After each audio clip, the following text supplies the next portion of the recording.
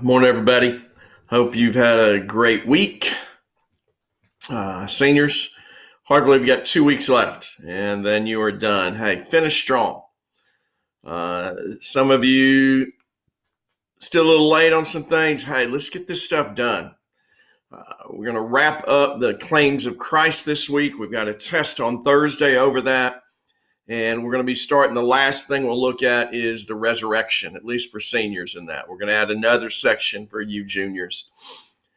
What we want to do today is sort of just look at the idea of statistical prophecy. Last week, most of you watched the videos on the promise of the Messiah and talked about Messianic prophecies. What are Messianic prophecies? Prophecies in the Old Testament about the coming Messiah.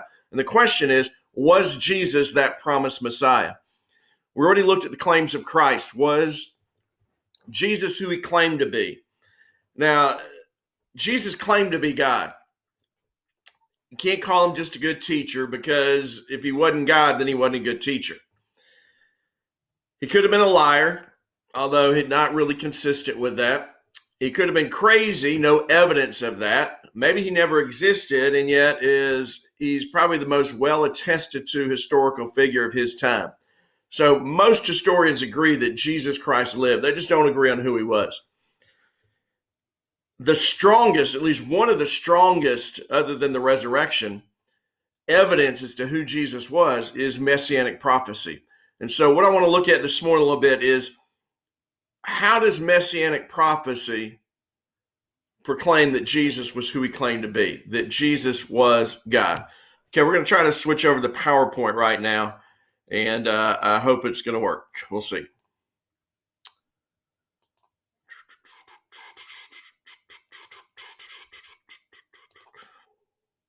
All right, hopefully you've got a screen up ahead of you now. You've got a sign that says statistical prophecy. Hey, how do we know that Jesus is who he said he was? Hey, there's 71 major prophecies in the Old Testament. Now, either they were fulfilled by chance, they were manipulated, meaning Jesus deliberately fulfilled those prophecies, or they're written after the fact. Hey, one good way to make sure Jesus looked like the Messiah was write the prophecies after Jesus lived, and then you could just write the prophecies to fit his life, or he truly fulfilled them. All right, trying to get this thing to turn. There they go. Hey, what were some of these prophecies? Hey, they included that he'd be a descendant of Abraham, born in Bethlehem, crucified with criminals. His hands and his feet would be pierced. That's from Psalm 22. Soldiers would gamble for his garments. No bones would be broken. When Jesus died, they didn't break his legs like they did with the thieves. They stabbed him in the side, and prophecy was fulfilled. That he'd be buried among the rich. He'd come into Jerusalem riding on a donkey. Now, even some of those, you look at it, and you think back to what we just said. Did Jesus deliberately fulfill them? Was it pure chance? Were they written after him? Let's look at the idea that Jesus could have deliberately fulfilled them.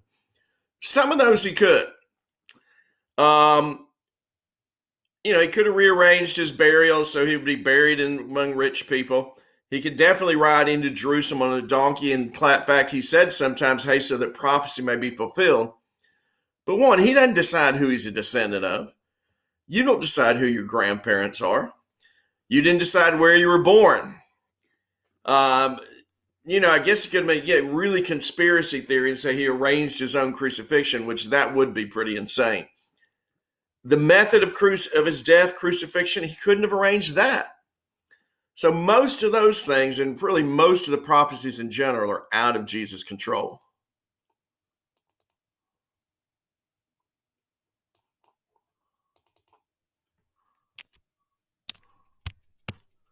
All right, let's see how we get to the next one. There we go.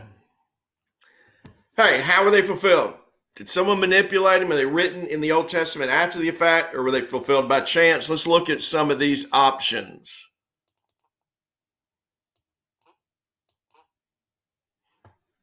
All right. We just said, hey, manipulation was pretty much impossible. Most of the prophecies, 71 major prophecies, were beyond Jesus' ability to control. Hey, what about the idea that they're written after the fact? Problem with that is the Dead Sea Scrolls were written, ones that were found in 1947, shows that all of those prophecies in all the Old Testament books were written before Jesus' lifetime.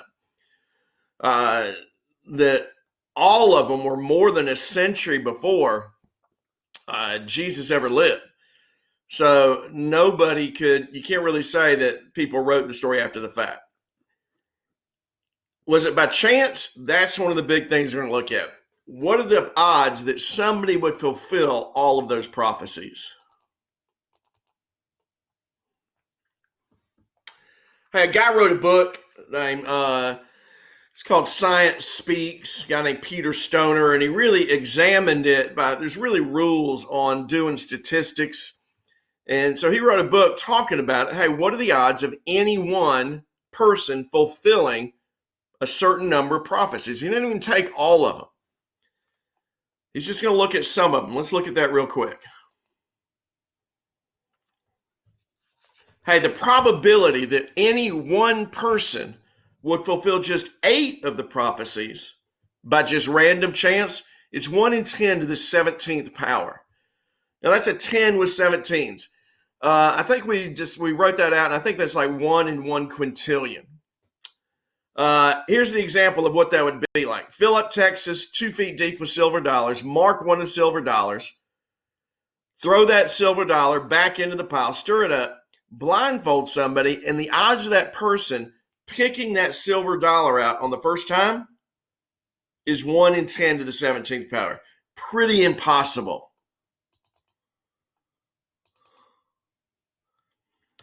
Hey, what if you did 48 prophecies? That's 1 in 10 to the 157th power. If we were at school, we'd write that number on the board. Okay, instead of silver dollars, let's take an atom. That is obviously pretty small. Let's fill Texas 2 feet deep with atoms. We're going to skip this video and this one. Hey, if you were to fulfill Texas 2 feet deep with atoms and mark one of those atoms if you could, and get that same person who's going to pull out the silver dollar, get him to pull out and pick out that one atom, that's the same as 1 in 10 to the 157th power. Hey, that is way beyond, that goes beyond even the statistical possibility of being fulfilled. And that's 48 of the prophecies. Hey, 8 of the prophecies, 1 in 10 to the 17th power. 48 prophecies, 1 in 10 to the 157th power. And Jesus fulfilled 71 major prophecies about his first coming. Strong, strong evidence that Jesus is who he claimed to be, that Jesus was God. Now, the ultimate proof that Jesus was who he claimed to be is going to be prophecies that he made while he was alive. And that was that he was going to be killed, and then on the third day, he would rise again. So that ends our section on the claims of Christ. Hey, over the next few days, there's going to be a review. Make sure you look at it. There'll be a test review sheet. There'll be the video review I asked you to do last Friday that's on quizzes. And the PowerPoint is up there on Moodle as well. So look at those things over the next couple of days. Thursday's the test. I'll have another video review tomorrow talking about that. The quizzes example, the practice thing, that'll be up. I'm going to add some more questions to that. That'll be up over the next few days. And so you'll have all that to study about. If you got any questions, just email me, all right?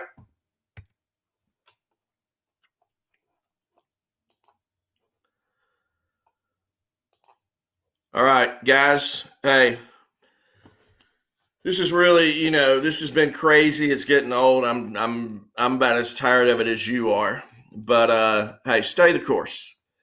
It's not long. We finished. Seniors 2 weeks. Juniors, we got another couple of weeks after that, I think. Let's finish this thing strong. I know it's been a year unlike any other. Seniors, I know your year has just been turned upside down, and I hate that. I know the school's trying to do some things to look forward to make some changes, to do some things that we really want to honor you. Guys, last word. Hey, let's finish strong. I know some of you, this has been really hard on you trying to organize and get everything. And to be honest, for you seniors, it's been a great thing for college because you're all on your own in college. You got to manage your time. You got to organize yourself to do things in the way that you need to get it done. And so hopefully this has been a good dry run for you, because you're not going to have a teacher to get in your face. You don't turn the stuff in. Hey, they're just going to give you a 0. They're not going to give you the grace that a lot of you teachers have now.